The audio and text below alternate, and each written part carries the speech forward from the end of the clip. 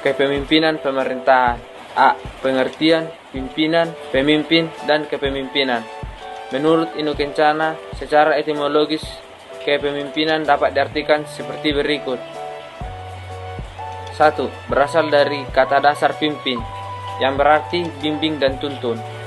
2. Pemimpin, dalam bahasa Inggris disebut leader, berarti orang yang memengaruhi pihak lain melalui proses kewibawaan dan komunikasi sehingga orang lain tersebut mau bertindak sesuatu dalam mencapai tujuan tertentu. 3. Pimpinan, artinya seseorang yang mengepalai suatu bidang. 4. Kepemimpinan, dalam bahasa Inggris disebut leadership, berarti kemampuan dan kepribadian seseorang dalam memengaruhi pihak lain untuk melakukan tindakan pencapaian tujuan bersama, sehingga demikian yang bersangkutan menjadi awal struktur dan pusat proses kelompok. Pamuaji 1992 mengungkapkan perbedaan antara kepemimpinan dengan kepimpinan seperti berikut. 1. Kepemimpinan mengarah kepada kemampuan individu, sedangkan kepimpinan mengarah kemampuan pada sistem dan mekanisme kerja. 2. Kepemimpinan menekankan pada pengaruh terhadap pengikut atau wibawa, sedangkan kepimpinan menekankan pada wewenang yang ada. 3. Kepemimpinan menggantungkan diri pada kemampuan dan kesanggupan untuk mencapai tujuan, sedangkan kepimpinan mengarahkan dana dan daya dalam organisasi untuk mencapai tujuan dengan efisien dan efektif. Talijiduhu dan Raha mengemukakan perbedaan kepemimpinan dan kepimpinan atau kepalaan sebagai berikut.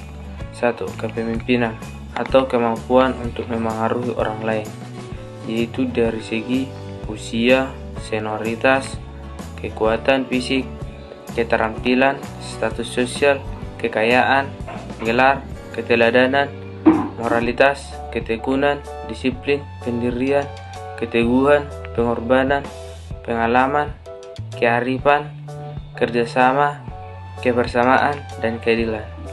Yang kedua, kepimpinan atau kepalaan, yaitu kekuasaan, otoritas atau wewenang, perintah, kekuatan, paksaan, dan kekerasan. B. Pengertian kepemimpinan pemerintahan.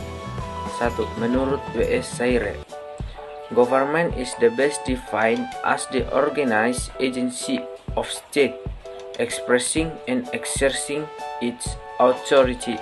Artinya, pemerintah dalam definisi terbaiknya adalah sebagai organisasi dari negara yang memperlihatkan dan menjalankan kekuasaannya. 2. Menurut Ermak Ivar, government in the organization of men under authority blank blank blank, how men can be governed. Artinya, pemerintah adalah sebagai suatu organisasi orang-orang yang punya kekuasaan. Titik-titik bagaimana manusia itu diperintah. 3. Menurut Samuel Edward Wiener, pemerintah harus mempunyai kegiatan yang terus-menerus atau proses, wilayah negara tempat kegiatan berlangsung atau state, pejabat yang memerintah atau didati, dan cara, metode, serta sistem, manner, method, and system dari pemerintahan terhadap masyarakatnya. Dari beberapa pengertian pemerintahan di atas, maka kepemimpinan pemerintahan dapat didefinisikan sebagai hubungan antara pemimpin dengan yang dipimpin. Dalam hal ini, yang memimpin adalah pemerintah, sedangkan yang dipimpin adalah rakyatnya sendiri. Inu Kencana mengemukakan 3 terapan yang diwarnai oleh sifat-sifat khas bidang pemerintahan itu sendiri, antara lain: 1. Kepemimpinan sebagai ilmu. 2. Kepemimpinan pemerintahan sebagai seni. 3. Kepemimpinan pemerintahan sebagai moral. C. Komponen kepemimpinan. Kepemimpinan memiliki intensitas yang tinggi terhadap hubungan antara manusia, baik secara vertikal maupun secara horizontal, dan interaksi sosial yang bersifat diagonal atau hubungan keluar. Menurut pendapat J. Kalo yang dikutip oleh Bambang Istianto, komponen kepemimpinan pemerintahan sebagai berikut. 1. Kepemimpinan adalah sesuatu yang semestinya melekat pada diri seseorang yang berupa sifat-sifat tertentu, seperti kepribadian, kemampuan, dan kesanggupan. 2. Kepemimpinan adalah serangkaian kegiatan pemimpin yang terkait dengan kedudukan, gaya, atau perilaku pemimpin itu sendiri. 3. Kepemimpinan adalah proses antar hubungan atau interaksi antara pemimpin, bawahan, dan situasi. D. Karakteristik kepemimpinan. Karakteristik kepemimpinan lebih menegaskan bahwa seseorang pemimpin itu akan selalu berinteraksi dengan pengikutnya. Menurut Pamuji, yang dikutip oleh Babang Istianto, terdapat 4 karakteristik kepemimpinan, yaitu 1. Berorientasi dan mengarah kepada kemampuan individu. 2. Menunjukkan kualitas dan hubungan interaksi antara si pemimpin dan pengikut. 3. Menggantungkan diri kepada sumber-sumber individual si pemimpin walaupun akhirnya mengarah kepada tercapainya tujuan organisasi. 4. Hubungan lebih bersifat personal atau informal yang berpusat pada diri si pemimpin, pengikut, dan institusi. E. Variabel-variabel kepemimpinan pemerintahan. Menurut Pamuji, dalam kepemimpinan pemerintahan ada 3 variabel yang perlu diperhatikan sebagai berikut. 1. Pemimpin yaitu seseorang yang menjalankan fungsi kepemimpinan, leadership. 2. Pengikut yaitu sekelompok orang yang berkedudukan untuk mengikuti dan atau berfungsi kepengikutannya. 3. Situasi dan kondisi, yaitu keadaan yang melingkupi kepemimpinan dan kepengikutan tersebut. Dari ketiga variabel tersebut, seorang pemimpin pemerintahan berkepemimpinan otokratis atau demokratis dipengaruhi oleh faktor-faktor sebagai berikut. 1. Faktor sifat dan bentuk negara. 2. Faktor geografis. 3. Faktor warga negara. 4. Faktor sejarah. 5. Faktor efisiensi dan efektivitas. 6. Faktor politik. 7. Faktor rezim yang berkuasa. Dari faktor-faktor tersebut, terlihat bahwa situasi dan kondisi dapat menentukan bagaimana seorang pemimpin pemerintahan seharusnya bertindak. Bahkan pada situasi dan kondisi tertentu dapat melahirkan pemimpin.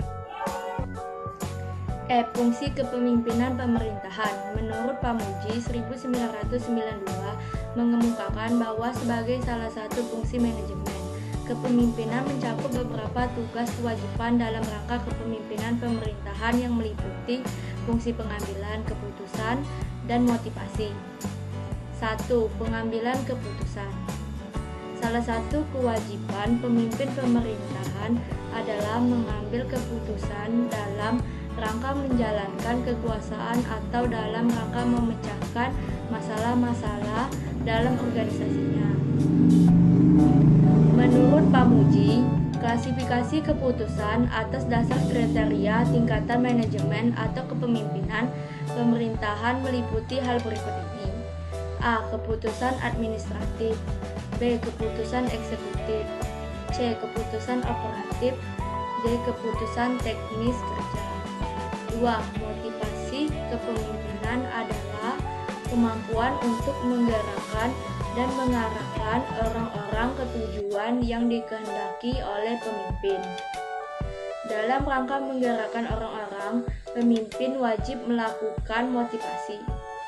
Dalam hubungan inilah fungsi kepemimpinan pemerintahan mempunyai kewajiban memotivasi, yaitu usaha memberikan motif-motif atau dorongan-dorongan agar orang-orang yang mau bekerja atau bergerak dengan ikhlas dan sukarela untuk mencapai tujuan sebaik-baiknya. Perilaku, gaya, dan teknik kepemimpinan pemerintahan. A. Perilaku kepemimpinan. Menurut Yuki, dikutip oleh Kalo, menyatakan bahwa perilaku kepemimpinan itu mencakup 1. Menyebarkan informasi.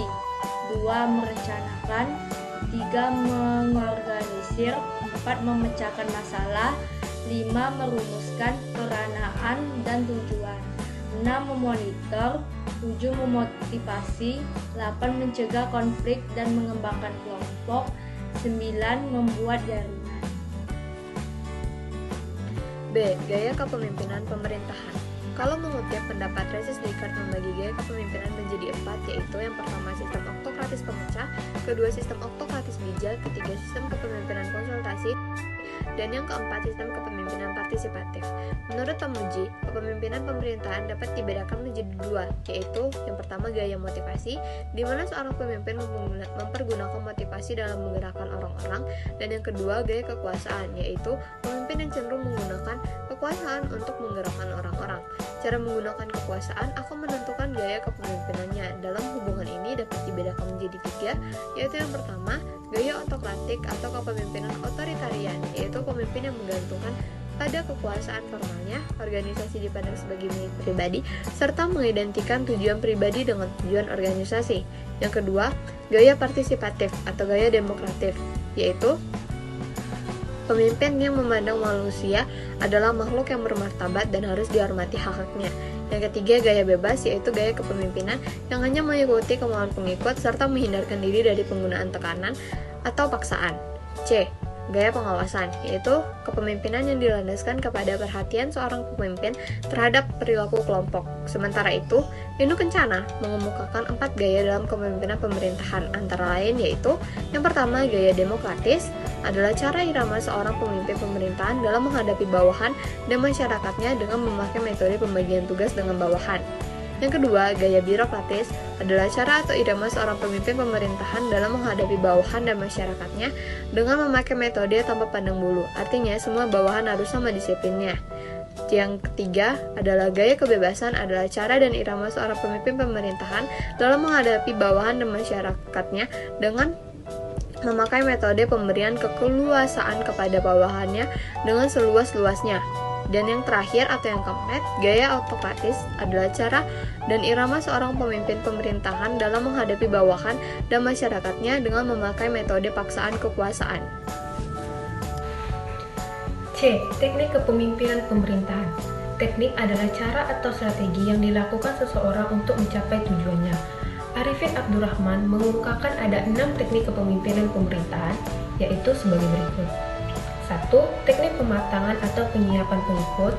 2. Teknik human relation. 3. Teknik menjadi teladan. 4. Teknik persuasi dan pemberian perintah. 5. Teknik penggunaan sistem komunikasi yang cocok. 6. Teknik penyediaan fasilitas-fasilitas. Beberapa fasilitas atau kemudahan tersebut meliputi A. Kecakapan yang dapat diberikan melalui pendidikan dan latihan. B. Uang, biasanya disediakan dalam bentuk anggaran belanja. C. Perlengkapan dan tempat kerja. D. Waktu. E. Perangsa. D. Pelaksanaan kepemimpinan pemerintahan di Indonesia. Dalam membahas pelaksanaan kepemimpinan pemerintahan di Indonesia, perlu diingatkan kembali sistem pemerintahan di Indonesia di mana dikenal adanya tingkatan-tingkatan pemerintah pusat, provinsi, kabupaten atau kota, kecamatan, dan kelurahan atau desa. Menurut Pamuji 1992, pelaksanaan kepemimpinan pemerintahan di Indonesia pada masing-masing tingkat pemerintahan dibagi sebagai berikut. 1. Di tingkat pemerintahan pusat berdasarkan peraturan perundang-undangan yang berlaku, Presiden adalah kepala pemerintahan dibantu oleh Wakil Presiden dan menteri-menteri yang masing-masing diperlengkapi dengan staf kepresidenan, staf wakil presiden, dan staf kementerian atau departemen. 2. Di tingkat pemerintahan ibu kota negara atau provinsi, gubernur adalah pelaksana kepemimpinan pemerintahan dibantu oleh staf. 3. Di tingkat pemerintahan kabupaten atau kota, bupati atau wali kota adalah pelaksana kepemimpinan pemerintahan dibantu oleh staf sama halnya di tingkat provinsi. 4. Di tingkat pemerintahan kecamatan, pelaksana kepemimpinan pemerintahan adalah camat yang dibantu oleh seperangkat pegawai kecamatan. 5. Di tingkat kelurahan atau desa, kepemimpinan pemerintahan dijalankan oleh lurah atau